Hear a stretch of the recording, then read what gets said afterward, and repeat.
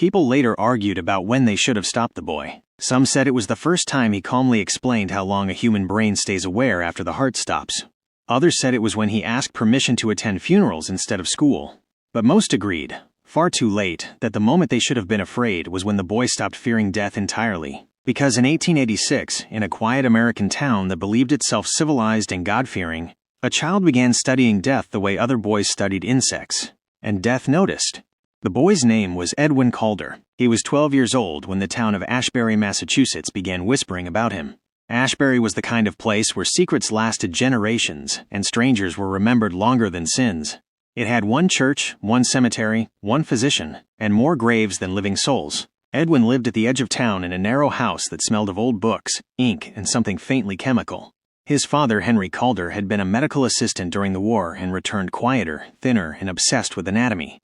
His mother died when Edwin was 6, officially of fever, though no one ever forgot how quickly her body had been buried. Edwin never cried at the funeral. He stood close to the coffin, watching. "Why do they nail it shut so fast?" he asked. No one answered. From that day on, Edwin treated death not as an ending, but as a problem waiting to be solved.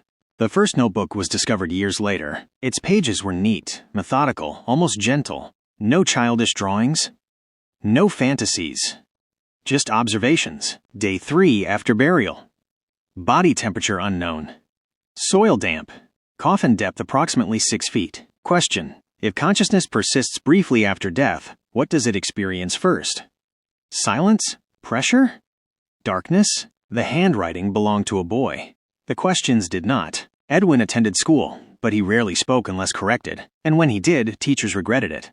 During a lesson on biology, he raised his hand. If a person dies slowly, he asked, do they know the exact moment they stop being alive? The classroom went still. The teacher told him not to ask such things. Edwin nodded. He wrote the answer down anyway. By autumn of 1886, Edwin had memorized the cemetery. Not names, details. Which graves sank fastest? Which soil stayed soft longest? Which headstones were newer than the death dates suggested? The groundskeeper, an old man named Walter Pierce, noticed the boy kneeling near fresh graves taking notes. "You shouldn't be here so often," Walter warned him. Edwin looked up calmly. "I'm not here for them," he said. "I'm here for what happens after." Walter laughed nervously. He stopped laughing the night Edwin told him where his wife's wedding ring had been buried. Animals began turning up dead around Ashbury. Cats, birds. A dog. The bodies showed no wounds, no blood, no signs of struggle. Their eyes were always closed, their mouths slightly open, as if surprised. When questioned, Edwin never denied involvement. "I needed to measure time," he said. "They don't suffer like we do." The town physician, Dr. Alcott, examined one of the animals and found something that chilled him. The lungs were partially inflated. The animal had stopped breathing and then started again. Briefly, Dr. Alcott burned his notes that night. Edwin's father noticed changes too. The boy slept less, ate little, spoke often to empty rooms. When asked who he was talking to, Edwin answered honestly, people who haven't finished dying. One evening, Henry Calder found Edwin standing over his mother's grave in the rain. "I think she woke up," Edwin said. Henry grabbed his son's shoulders, shaking him. "She's dead," he snapped. "She's been dead for years." Edwin looked confused. "Then why did she answer me?" Henry stopped visiting the cemetery after that. Edwin did not. The real trouble began with Clara Whitmore. She was 17, newly engaged, and died suddenly in her sleep. The town mourned loudly. The coffin was closed quickly. Too quickly. Edwin attended the funeral, uninvited. He stood closer than anyone else. When the minister spoke of peaceful rest, Edwin whispered, "That's not true." Several people heard him. No one corrected him. That night, Edwin wrote furiously in his notebook, hands shaking with excitement. Confirmed. Heartbeat ceased, but brain activity likely persisted. Confirmed. Awareness possible. Confirmed. Death is not a moment. It is a process. 2 nights later, Clara Whitmore's grave was found disturbed. The coffin lid was still sealed, but from inside the wood, something had scratched. The town council met in private. They spoke of trespassing, of grave robbing, of disturbing behavior. No one said what they were really afraid of, because too many people had begun having the same dream. They stood in darkness, unable to move, unable to scream, and a boy's voice calmly explained what was happening to them. Edwin was summoned to Dr. Alcott's office. The doctor tried kindness first. "You think too much about death," he said gently. "That isn't healthy." Edwin smiled faintly. "That's because no one else is measuring it correctly." Dr. Alcott asked him what he meant. Edwin leaned forward. Did you know, he said, that some people remain aware for several minutes after burial? That their fear changes form? That after panic comes clarity? The doctor's hands began to tremble. How do you know that? He asked. Edwin hesitated, then answered. Because they told me. That was the day Dr. Alcott recommended Edwin be sent away. But Ashbury would never be rid of him. Because Edwin Calder was no longer studying death from the outside. He was conducting experiments, and the dead were beginning to participate.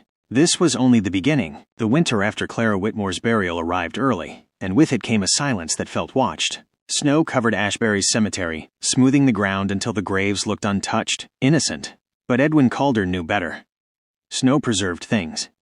It recorded movement. It remembered. He began visiting at night, not to dig, never to dig. Edwin believed disturbance altered results. Instead, he listened. He lay flat against the frozen earth, ear pressed to the soil, counting seconds between sounds that no one else could hear. Breath did not always come from lungs. Sometimes it came from pressure, from trapped air, from panic, and sometimes from something else. Edwin's second notebook was darker. The handwriting tightened. The margins filled with corrections. Observation. Fear delays acceptance. Observation. Acceptance changes perception. Observation. Some subjects stop fearing before biological death completes. Question. If fear ends, what remains? He did not write the answer. He did not need to. People began avoiding the Calder house. Lights stayed on late into the night, flickering at odd intervals. Shapes moved behind the curtains. Small, precise, methodical. Neighbors swore they heard metal clinking and glass sliding across wood. A smell began to drift through the street on colder nights. Not rot, not decay, something cleaner, something preserved. Henry Calder confronted his son after finding a small, carefully wrapped bundle beneath Edwin's bed. Animal teeth. Labeled. Numbered. Dated. You need to stop this, Henry said, his voice breaking. You're not a doctor. You're a child. Edwin looked up from his desk. I will be a doctor, he said calmly. But first I need to understand when patients stop being people. Henry slapped him. It was the first time Edwin showed emotion. Not pain. Disappointment. The next death was unexpected. Walter Pierce, the old groundskeeper, was found collapsed beside an open grave. Snow melted around his body despite the cold. His face was frozen in confusion rather than fear. Edwin attended the funeral. No one stopped him. They were too tired, too frightened. As the coffin was lowered, Edwin leaned close to the widow and whispered something that made her scream. Later, when questioned, she would only repeat his words over and over. He said my husband was still counting. Dr. Alcott stopped sleeping. He locked his doors.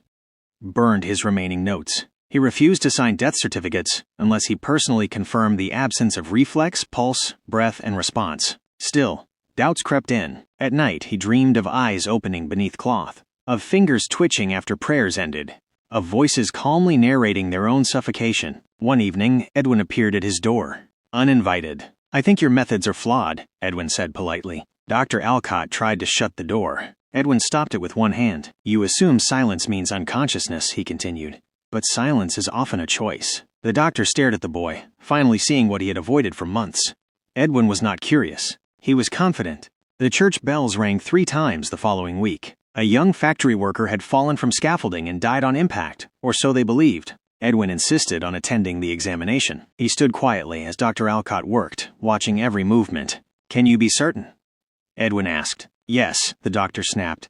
He's gone. Edwin waited, then placed 2 fingers lightly on the dead man's wrist. He counted silently. 30 seconds. 40. The doctor laughed nervously. Then, the fingers twitched. Dr. Alcott stumbled backward, knocking over his instruments. Edwin smiled. There, he said softly. That's the window.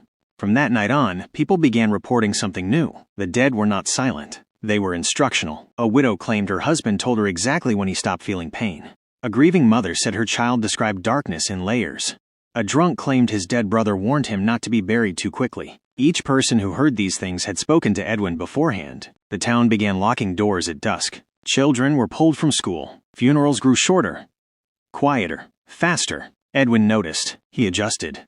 The third notebook was never recovered, but fragments were quoted later, during inquiries that went nowhere. Hypothesis. Awareness survives longer than physiology predicts.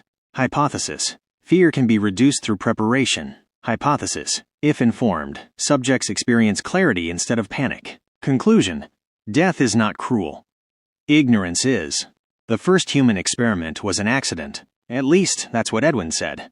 A transient was found in the old ice house, weak, ill, barely conscious. Edwin brought him food, water, blankets, and questions. The man died before dawn, but not before answering. The body was buried quietly, without ceremony. 3 days later, Edwin wrote a single line in red ink. They can still learn. Henry Calder tried to leave Ashbury. He packed in silence, refusing to look at his son. At the door, Edwin spoke without turning. "If you go," he said, "you won't like what you hear." Henry left anyway. He never made it past the old bridge. They found his body at the bottom of the ravine, declared dead on impact. Edwin attended the burial. That night, he added a final note to his second notebook. Parental attachment complicates objectivity. Resolved.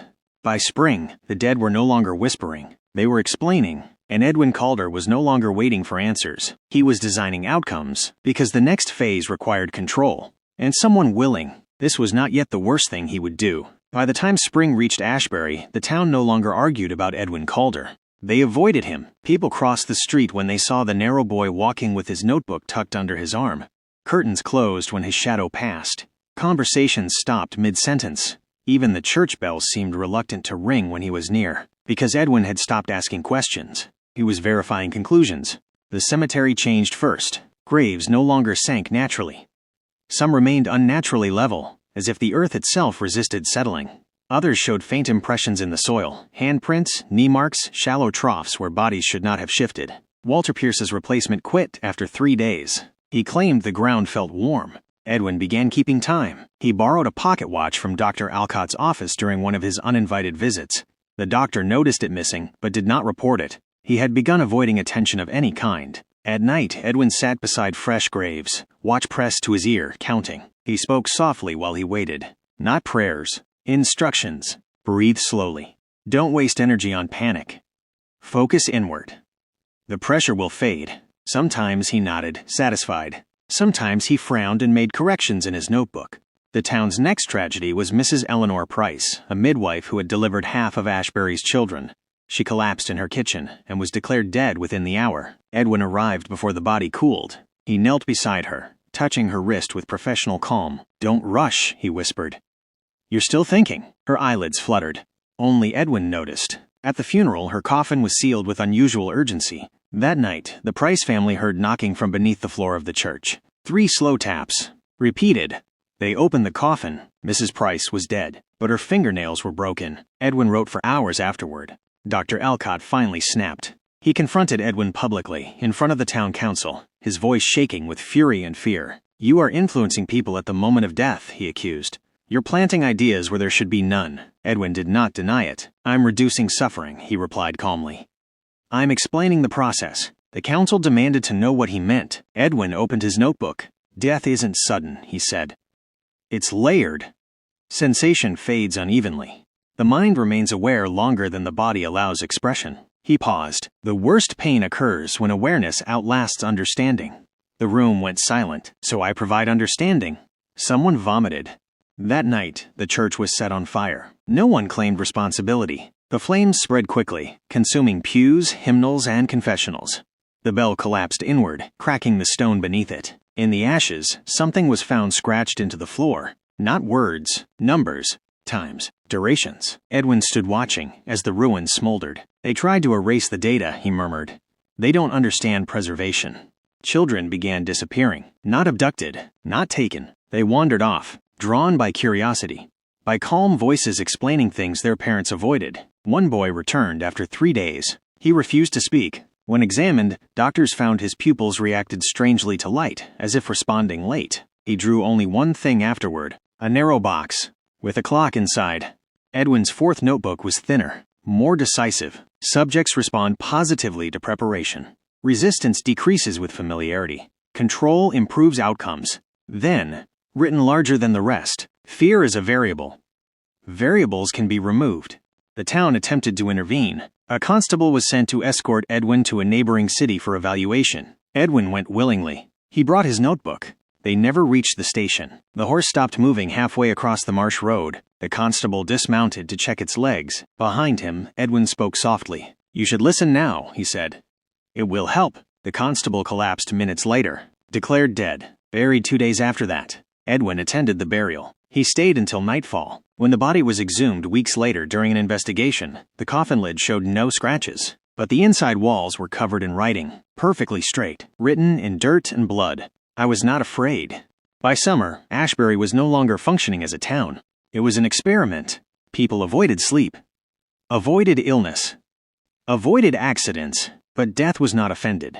It was patient, and Edwin Calder was no longer merely observing it. He was refining it, because he had reached a final question. One he had avoided writing down: what happens if awareness never ends? And somewhere beneath Ashbury, something was listening carefully. This was still not the end. It was only the point of no return. By the time the first crops failed, Ashbury had learned a terrible rule. You could not outrun Edwin Calder. People tried leaving at dawn. Wagons packed, children silent, wheels wrapped in cloth to muffle sound. Somehow, something always delayed them. A snapped axle. A sick horse. A sudden illness that felt like sleep but wasn't. And when they returned, because they always returned, Edwin already knew. He never asked where they'd been. He only corrected his notes. The cellar beneath the Calder house was discovered by accident. A storm cracked the foundation, exposing a narrow stair that no one remembered existing. When the sheriff finally gathered the courage to investigate, he found the air below unnaturally still. No smell. No decay. Just rows of wooden crates. Inside them were objects carefully arranged. Watches stopped at different times, locks bent from the inside, scraps of cloth bitten through, fingernails wrapped in paper with dates written neatly beside them. And recordings, not phonographs. Written transcripts. Questions. Answers. Durations. The sheriff vomited when he realized the handwriting changed midway through some of the entries, becoming shakier, slower, yet still precise.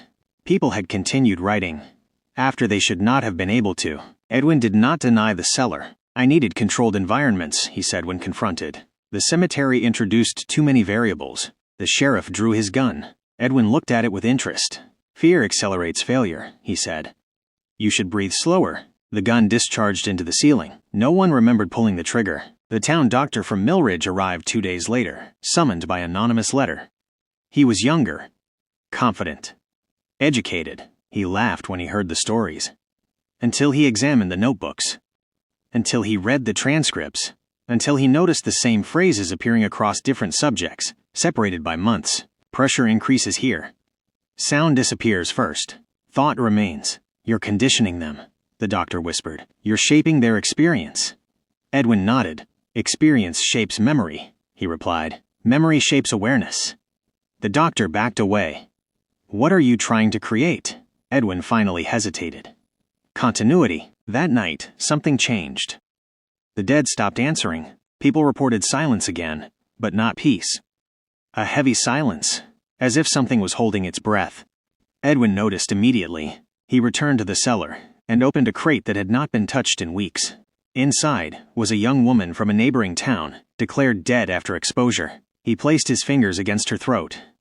Waited, counted. Nothing. For the first time, Edwin frowned. You're not listening, he said softly.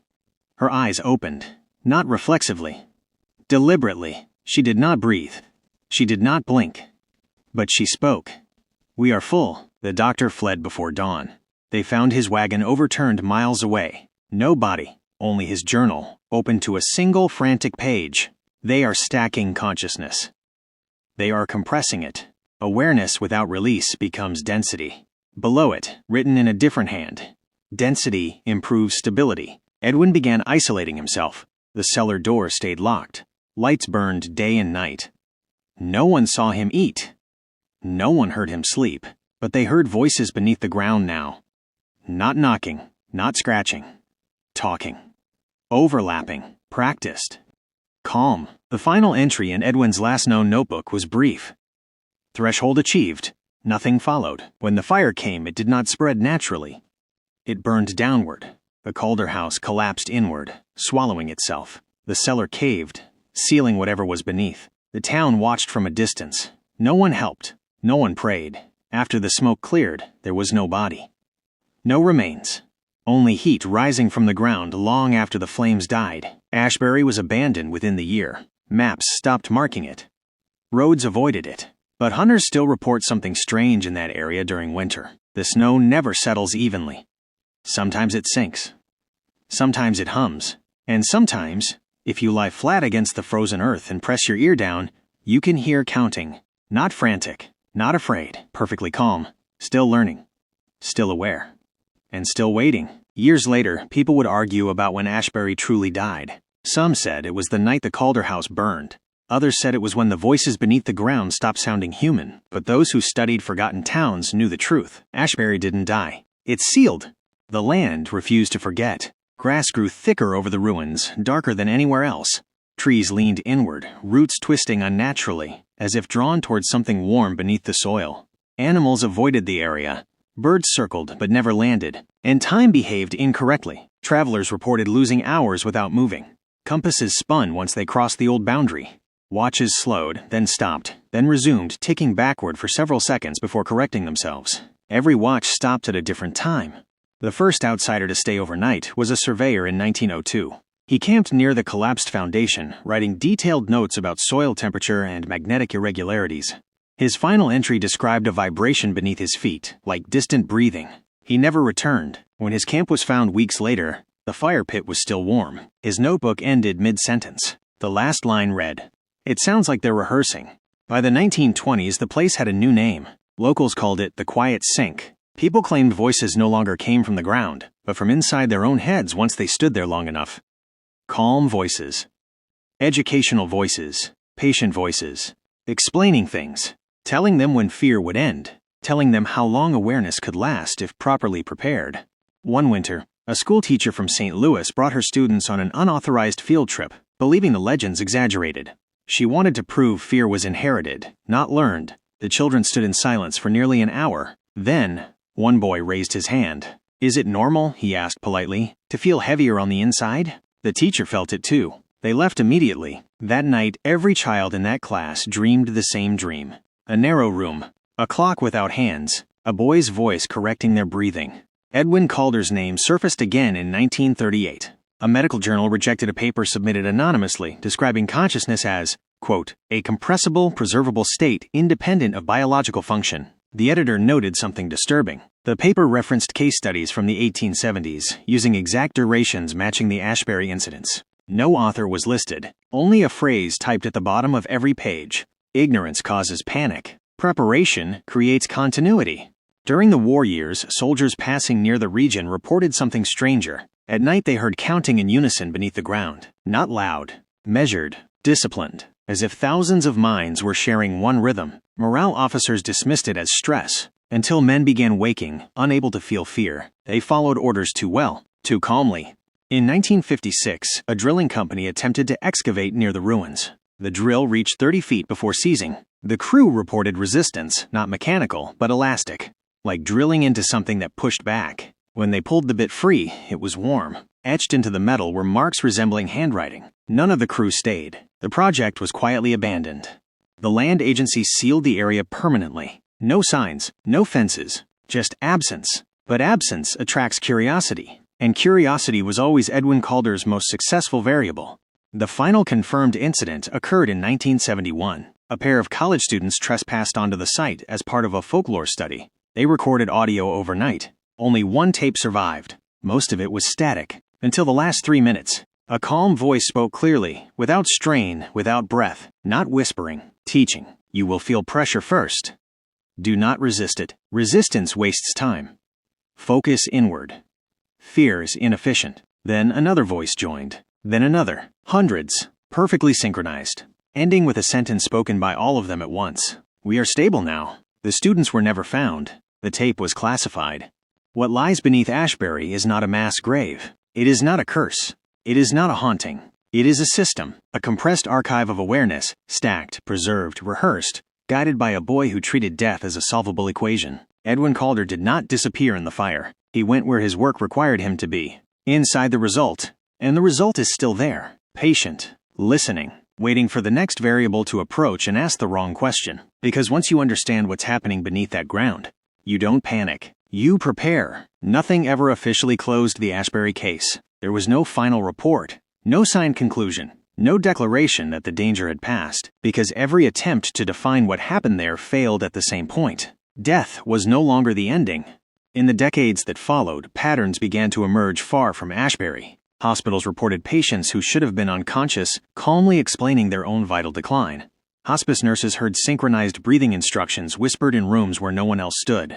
Morticians found notes written inside sealed body bags, short, orderly sentences about time, pressure, and clarity. None of the handwriting matched, but the phrasing did. One neurologist in 1989 noticed something impossible. Patients who had briefly flatlined and been revived showed identical neural patterns in regions associated with long-term memory, despite having no shared experiences. When asked what they remembered, they all said some version of the same thing. "A boy taught me how not to be afraid." The land where Ashbury once stood remains unmarked. Satellites avoid clean imaging of the area due to persistent thermal distortion. Weather patterns bend subtly around it. Snow still refuses to settle evenly. And the ground still stays warm, not hot, alive warm. Locals know better than to linger, but sometimes hikers stop without realizing why. Sometimes curiosity slows their steps. Sometimes silence feels instructive rather than empty. And if they stay long enough, they report the same sensation. A pressure, not painful, behind the eyes. A calming certainty. A voice that does not rush. The voice never threatens. It never commands. It explains. It tells you when panic will stop. It tells you how long awareness can last. It tells you that fear was never necessary. And if you listen carefully, you can hear others listening too. Thousands of them, breathing in rhythm, counting together, stable. Edwin Calder was never arrested. Never buried. Never proven to exist beyond fragments and consequences. But his work continues without him, or perhaps through him, because systems don't need creators once they reach equilibrium. They only need participants.